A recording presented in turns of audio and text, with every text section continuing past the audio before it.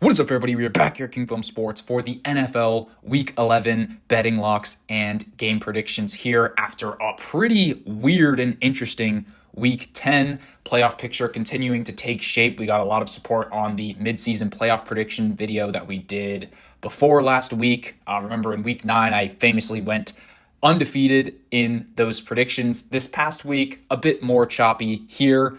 So we'll get into a brief recap and then get into week 11. So we had that Thursday night game. Line never got up to 10 here, but the Raiders do cover the 9.5 point spread. So depending on where you took that, Raiders did cover a very, very ugly game there in Denver. This Raiders defense isn't even very good. So the fact that they only held the Broncos to 10 points is pretty bad sign for Denver, even though they're now 8-2 here in this AFC and have a 2.5 game lead over the Chiefs and a game lead over the Chargers. That's pretty bad for this Broncos team and specifically Bo Nix and that offense. And they only really win because they blocked that punt leading to the field goal there. Then we get to the Berlin game, and this was one that just the Falcons needed to win because that NFC playoff picture is very condensed. You need about a 6-3 record maybe to be in the playoff picture right now. The Falcons lose again, now down to 3-6. Thought they did a lot of things well in that game, probably should have won it. But in the end, Daniel Jones and the Colts offense, specifically Jonathan Taylor, led to that win. But Daniel Jones, actually, he's been getting much worse as the schedule has been getting more hard for this Colts team. And so the Colts do end up winning this game with a touchdown in overtime there. Thought Penix could have played much better on the Falcon side, but they do cover the 6.5 point spread or push the +6 if you got that one there. Then we have the Bucks -2 here. This wasn't so much a bet in belief of Tampa Bay. I was more so fading this Patriots team off of a 6-game winning streak. I was saying for a few weeks now that this Tampa Bay team record was inflated at 6-2 and largely was just due to some late game heroics by Baker. The injuries would catch up to them. But I also thought that this Patriots team, especially going on the road, facing some stiffer competition in that Todd Bowles defense, would lead to some trouble. And it really didn't for Drake May. And how about the coming out party for Travion Henderson? I can't believe they haven't been playing him more, but he really went off, as well as some of these young Patriots receivers there. They completely cooked this Tampa Bay defense, which was surprising, and Baker Mayfield on the other side just wasn't able to do enough to this Patriots team there. So Patriots, impressive win on the road, now up to 8-2, and then the Bills lose to the Dolphins here, and this has cataclysmic ramifications in the AFC East because this Patriots team, now they have a 1.5 game lead in the division. Remember, they already beat the Bills in Buffalo on Sunday Night Football earlier this year. And the Bills, that's a divisional loss. So even if the Patriots lose to Buffalo in the game in New England in a few weeks, the Patriots will still have the tiebreaker due to the better divisional record, assuming that they don't drop another divisional game here. So that's huge for this Patriots team's chances to win the division, get the 1 seed, and Drake May now looking like the second favorite for MVP here. I feel like he's due to regress a little bit. I mean, he's just been so good, but the schedule is pretty easy from here on out. So just very impressive things from this Patriots team thus far. Then we get to the next page of locks here. Not great, especially this Ravens -2 first half bet, because they end up winning this game pretty easily in the second half. But ultimately what did us in was J.J. McCarthy's one good drive was the scripted one. In the first quarter, Kevin O'Connell dialed it up and they moved the ball pretty easily there and really couldn't do anything for the rest of the game. McCarthy had a couple picks and just couldn't move it well against this Baltimore team. But the Ravens only put up 3 field goals in that first half there. Then in the second half, they did get a kickoff return fumble by Minnesota and converted that to a touchdown. Ended up going 27-13 up before winning by 8 there. So Ravens, big win for our future. For the Ravens to win the AFC. We got that at 11-1. I've been touting that over the past month. And we also got them at 22-1 to win the Super Bowl here. Over this 3-game winning streak, they haven't looked elite here, but they just keep stringing together wins, and especially with that Steelers loss on Sunday Night Football, only 1 game out of the division there, so that's huge. Then we had the Cardinals +7, and this one was over before it even started. A lot of people were watching this Jags-Texans game, which was absolutely crazy there. Texans 26-0 in the fourth quarter for a huge comeback win there. But while that was going on, this Cardinals team was down, I think, 21-0 before anyone started watching it, just because of 2 defensive scores by the Seahawks stripping Jacoby Brissett. Sam Darnold, if you look at his stats, wasn't even very good in this game, but they really just had it after the first few minutes there in Seattle. So tough game for that Cardinals team, and it sets up a titanic clash between the Seahawks team at 7-2 and the Rams at 7-2 this week. That should be great. We got into this Niners team total over 22 there. It took until a garbage time touchdown drive late for this Niners team to cover it there. I mentioned that you could just take the over in this matchup. because this Niners defense is so bad, we probably should have ended up doing that because the Rams put up 42. Stafford now the MVP favorite at plus 300, and this Rams team just looks like a juggernaut. But as I said, this Rams defense is a bit overrated, especially that secondary. This is the second time this season that Mac Jones has really carved them up there, but ultimately it wasn't enough as this Niners defense is so depleted there.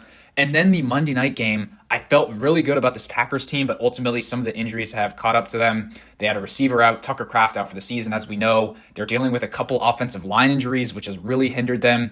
And on the other side, the Packers defense really stood up well to this Eagles team. This Eagles team, even off the bye, something is wrong with that offense. The really only big play that had was the Jalen Hurts to Devontae Smith touchdown in the fourth quarter. But other than that, this was a really ugly game in Lambeau on both sides. But the Eagles do end up winning by 3 there. And the Packers now fall to 5-3-1.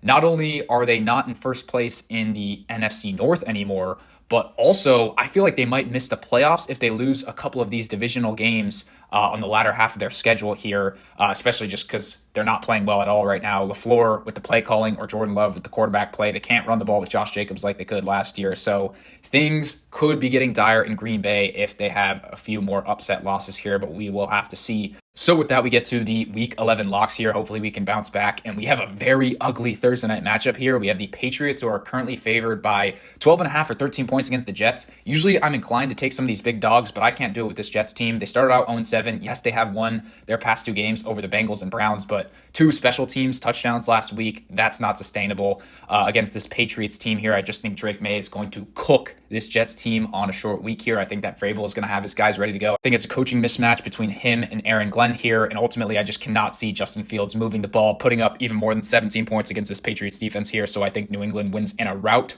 Then we get to the Madrid game here. Commanders, Dolphins. We're taking the over 47. I was considering taking the Commanders plus 3 or the Commanders team total over 22. We might end up doing that. So be sure to join the Discord, top link in the description, to see what we end up playing here. But might just be the over 47 just because these defenses are so bad on either side. I think that Tua and Mike McDaniel may have found something last week with that big win against the Bills at home. Always a little bit of trepidation here because these international games are very weird with some of the conditions in these games. But I looked and the weather should be relatively decent here in Madrid for this game. And ultimately, I do think that they will cook this Commanders defense. And then on the other side, I do not think that Marcus Mariota has been too bad. Yes, they are down a couple of weapons, but this Miami defense is also terrible. So the Commanders should be able to move the ball. Maybe we get a little fun shootout. Not sure how many people are actually going to watch this game because both of these teams are pretty much out of playoff contention at this point. Then we get to an NFC South matchup, Panthers and Falcons. You guys know I don't love taking favorites, but I think this is a great bounce back spot for a Falcons team that really hasn't won a game since that Monday night matchup over a month ago against the Bills. Yes, that's how long it's been. And this Panthers team is just really bad, as I called out. No betting lock last week, but we did have the Saints and Tyler Shough getting the upset victory, and that they did. So ultimately, I think this Falcons team is just overdue for a win. Penix is due for a good game. And remember what happened, I think, in week 3 when these two teams played? Panthers won in a surprising game 30-0. So I think that Atlanta's been thinking a lot about that game, and they've got to get right here. I expect Bijan to cook on the ground, and their receivers have been playing really well. If Penix can put the ball on target, I think he'll be able to against the Panthers defense, who wasn't great. And I do think that this Falcons defense, after getting cooked by Jonathan Taylor last week, will be licking their chops to face Bryce Young because he did not have a good game last week against the Saints here. So good bounce back spot for Atlanta. Hopefully they haven't quit on the season here. I'm not sure about Raheem Morris and his future with this team as a head coach, but I just think that this Falcons team is overall better and will get this win there. So take that minus the 3 points. Then we're taking some more favorites here. Bills -5 against the Bucks. This is a bounce back game for both of these teams. Really just inexplicable what happened last week in Miami for this Bills team after they looked like the potential Super Bowl favorites with that huge win against the Chiefs. But then again, they do beat Kansas City in the regular season every year. But this is just a classic bounce back spot for this Bills team. We're hearing some discourse about McDermott potentially being fired if they get bounced in the first round here. So I just think this is a desperation spot, falling behind in the division. And I just think that the Bucks team on the other side is just without answers right now. That defense is getting worked, and that's really the strength of this team now with some of the injuries on offense and Baker playing some worse football as well. So I think this is going to be similar to last week and the Bucks-Lions Monday Night Football game for this Tampa Bay team. They're just going to be playing from behind. Baker's going to have to make some desperation plays, which is going to result in some turnovers there. So ultimately, I just think Josh Allen gets back on the wagon here, and the Bills win this game pretty comfortably, take them minus the 5 points. Then we get to this Texans-Titans game. Lots of uncertainty here. Titans coming off of the bye, but they have the interim head coaching staff, so I don't really trust them coming off of that. They've looked terrible for the last few weeks. I mean, you look at the record 1-8, and that one win was so lucky just with the Cardinals self-imploding there in Arizona. So ultimately, I can't see Cam Ward doing anything against this Texans defense. The first time these two teams played, I believe in week 4, Titans didn't even score a point. So I think it's definitely on the board here, even at home off of a bye. The Titans get put below 17 points. And on the other side, CJ Stroud probably not going to play again off that concussion. Maybe he does, though. But even with Davis Mills, I do think this Texans team is able to carve up this Titans defense there. But who knows how Houston responds? Could be an emotional hangover spot after that huge comeback victory against Jacksonville there. Then we get to an NFC North matchup, Bears and the Vikings. And in this one, we're going with the Vikings minus 3 points. And this is just due to this Bears team being overrated right now. That record is so inflated at 6-3. I think that this team is very much flawed. That defense can get exposed here, and I'm ultimately in the long term not bullish on JJ McCarthy, but I just think that Kevin O'Connell can expose that Chicago defense, which is so injured right now on the back end. And I think that you'll see Jordan Addison, TJ Hawkinson, and Justin Jefferson cooking this Bears secondary. And on the other side, Caleb Williams was not good for 3/4 of that game against a terrible Giants defense. I understand that the conditions were bad, and he did play well in the fourth quarter, but ultimately, I just think that this Bears offense has been too inconsistent for me in this game. Love the bounce back in a desperation spot for Minnesota there, so give us them minus the 3 points. Next here, we get to this Packers-Giants game. Lots of uncertainty, so no betting lock here. We're taking the Packers to bounce back, win outright after a couple losses here. Ultimately, the Giants, I think, are starting Jameis Winston, so that adds a lot of variance into this game, but I don't love that matchup against this Packers defense there. And then on the other side, this Packers defense really hasn't been working, but this is a good matchup to bounce back against a horrible Giants defense. Giants also fire their head coach, Brian Daboll, so we'll see what ends up happening there. Maybe they are inspired, but maybe not, because they've had so many collapses so far this season. No Jackson Dart, who's really just been the lifeblood of this team thus far, so we will see there in MetLife. Next, we get to an AFC North matchup, the rematch between the Steelers and the Bengals, and we're going with the Steelers team total under 28 points. I understand this is very scary here because the Cincinnati defense has been so bad throughout the first 2 months of this season, and in that Thursday night matchup, it was 33-31, so the Steelers would have gone over this team total, but these conditions in Pittsburgh on Sunday will be very bad. The wind will be up there, some chance of precipitation. It's going to be a very frigid game in this early window. And ultimately, Bengals team coming off of the bye, I mean, they can't possibly be as bad as they've been these past few weeks, giving up 39 to the Jets, over 40 to the Bears, and then the aforementioned Steelers game. So ultimately, Bengals team coming off the bye, very desperate here. And I think that the Chargers gave a blueprint of how to stop the Steelers offense, because for 3/4 they could do absolutely nothing there. Maybe Aaron Rodgers started to get exposed here. This is the latter part of the season here. He's age 41, so maybe the Steelers offense just isn't as good as it's been over the first few weeks of the season here. So ultimately, I think this is a good spot for the Bengals defense to bounce back, and I just think that the conditions are so bad that the Steelers will go under their team total 28 there. Then next, we get to this Chargers-Jaguars game. This is an interesting one. No real feel on this game. I do think that the Chargers offense will get exposed near the end of the season. Justin Herbert, a little bit inconsistent. I thought he played pretty well last week against Pittsburgh, but I think that the injuries to Rashawn Slater and Joe Alt will eventually catch up to them. Not sure if it happens here. This Jaguars defense has been up and down and really is dependent on takeaways. But then on the other side, I mean, this Jaguars offense, I do not like that matchup between Trevor Lawrence and some of these weapons being out against this LA team that's been very good on that side of the ball. So ultimately, I think that the Chargers, tough spot here after a big win on Sunday night, going all the way out east there, but I do think that they win that game.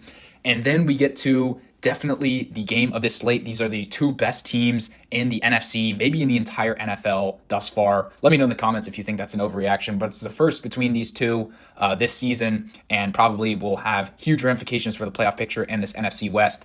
In this game, we have the Seahawks, remember, to win the 1 seed. We got a great price on that. They are now around plus 350. The Rams are actually, I think, the favorite to win the NFC and get the number 1 seed right now, but I just couldn't believe this line. I mean, it opened at, I think, Rams -2, which implies that with the home field being considered, these two teams are essentially even.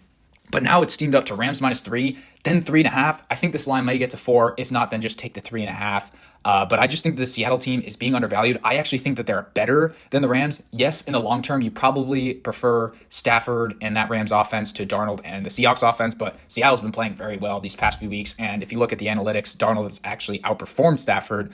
But also, I just think this Rams secondary, a bit young on that side of the ball. I think that's ultimately what's going to hold them back. And the Seattle defense is definitely one of the best, if not the best in the league under Mike Macdonald here. I think that he's going to coach him up very well in this game. And I just do not think it's a huge home field advantage here for this Rams team. Only a couple hour flight for Seattle coming down here. And I think they have something to prove. I think that they're being slept on here, and I just can't believe that this line is so inflated. I could easily see it coming down to a field goal late for either one of these teams, and I actually do like the Seattle Seahawks to win this one outright as well. They're +4. I think this is going to be a great game. Interested to see what the game plans are for both of these offenses and defenses here, and I think that it's just a grudge match coming down to a late couple plays here on either side, but give us the Seahawks and the value there at a big dog price. Then we get to the Niners-Cardinals, the other NFC West matchup. Both of these two teams, a big bounce-back opportunity after getting blown out last week. We will take the Niners. I think they're the better team right now. Obviously, their defense is just terrible. A bottom 5 unit in the league with all of these injuries.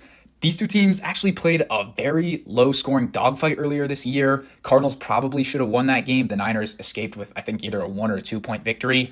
We will see if Brock Purdy does come back. He looks like he's trending towards that, but they've been cooking with Mac Jones. I think that he could definitely win them this game. This Cardinals defense, a little bit better than the Niners, but just can't fully trust Jacoby Brissett and that fraudulent running game of Arizona here. So I think that they could bounce back. Wouldn't shock me if it went either way. Could see somewhat of a shootout or the low-scoring matchup with both teams just chewing clock like we saw earlier this year. But I do think that the Niners, the more desperate team, they do have playoff aspirations here. So I will narrowly lean with the Niners to win that game.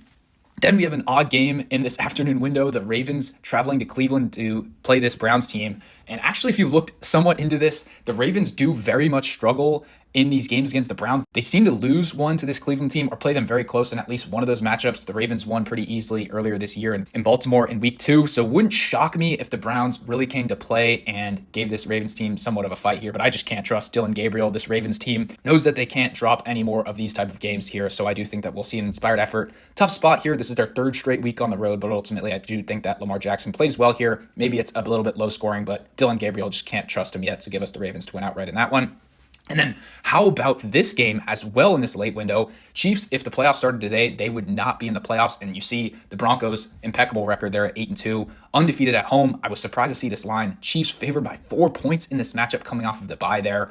No play on the spread, as I think I would want to fade Denver, but I just can't do it at that price. We're taking the under 44.5, though, as I do think that this Broncos defense has a great matchup against Patrick Mahomes and that bad offensive line, similar to what you saw from Buffalo a couple weeks back. And then I just do not trust Bo Nix in this Broncos offense at all. Here, I think you're going to see an inspired effort from this Chiefs team. So ultimately, I do think that the Chiefs win a lower scoring game here, around 2017 or 16-13, somewhere around there. I just think that it's going to be a dogfight in this game. Bo Nix will be fighting uphill, and I just do not think he has the answers there. So give us the under in Denver in that AFC West matchup. Then we get to a fun one on Sunday night here between the Lions and the Eagles. This one as well will have massive ramifications for the NFC playoff picture between the first place NFC North Lions and the Eagles here at 7-2. In this one, I'm going to take the team total of the Eagles under 24.5 points here. This Lions defense isn't great, but I just think that this Eagles offense, there's something about it that's broken. They can't run the ball like they did last year with Saquon Barkley. A.J. Brown did nothing, and you have the ongoing drama between him and Jalen Hurts. I think that is a huge problem here, especially against this Lions secondary that can get got. And on the other side, I just do not think that the Lions offense will do much against this Eagles defense either. So ultimately, I think it's similar to that Packers-Eagles game on Monday Night Football. I think it's a lower scoring game here, but ultimately, I think that the Eagles are a bit overvalued. I think that offense has not been solved yet. So give us the Eagles team total under 24.5 there in a dogfight on Sunday night in cold Philadelphia in that matchup. Then we get to the Monday night matchup, Cowboys and Raiders. Not much to say here. This Raiders team coming off of long rest, Cowboys coming off of the bye here. So we'll see if there's any new wrinkles on either of these offenses. Neither of these defenses are very good, so maybe we could get treated to a fun shootout on Monday Night Football between these two teams. I think that the Cowboys offense is just a bit better with Dak Prescott rather than Geno Smith for the Raiders in this matchup, so I will narrowly lean Dallas in that one. So with all that being said, let me know what you guys think of the locks, a lot of these unders, and a few more favorites than you're used to here on the channel. Remember to like and subscribe, and I will see you all in the next one.